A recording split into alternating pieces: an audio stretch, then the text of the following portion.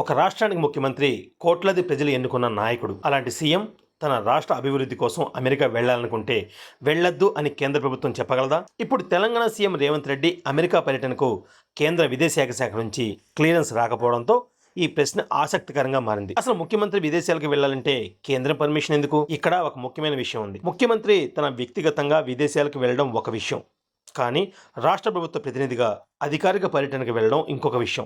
అధికారికంగా విదేశీ పర్యటన చేయాలంటే కేంద్ర ప్రభుత్వం నిర్దేశించిన పొలిటికల్ క్లియరెన్స్ తీసుకోవాల్సి ఉంటుంది.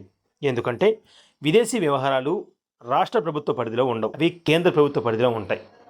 ఒక సీఎం అమెరికా వెళ్ళి అక్కడ ప్రభుత్వ అధికారులను కలవచ్చు, పెట్టుబడిదారులతో సమావేశాలు కూడా పెట్టుకోవచ్చు, ఎంఓఏలు కుదుర్చుకోవచ్చు, రాష్ట్రానికి పెట్టుబడులు తీసుకొని రావడానికి చర్చలు కూడా జరపచ్చు. ఇవన్నీ రాష్ట్ర ప్రయోజనాల కోసమే అయినా ఒక విదేశీ దేశంతో అధికారిక సంబంధాలను సంబంధించిన అంశాలు. అందుకే కేంద్రం ఎవరు ఎప్పుడు ఏ దేశానికి ఎందుకు వెళ్తున్నారు, ఎవరిని కలుస్తున్నారు అనే విషయాన్ని ఖచ్చితంగా పరిశీలిస్తుంది. అయితే ఇక్కడ ఇంకో ఆసక్తికరమైన విషయం ఉంది. ఇది కేవలం ముఖ్యమంత్రులకు మాత్రమే వర్తించదు.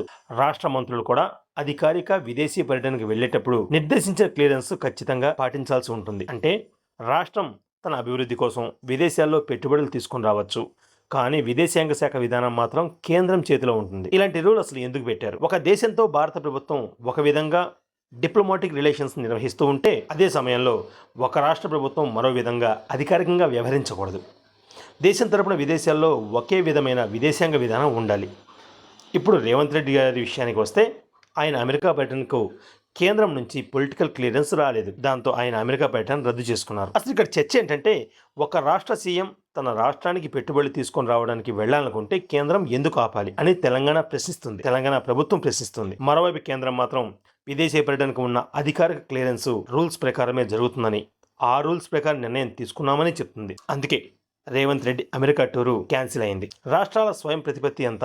అసలు కేంద్రానికి విదేశాంగ విషయంలో ఎంత అధికారం ఉంది? ఇంకా డీటెయిల్గా కావాలంటే నా ఛానల్ ఫాలో అవ్వండి.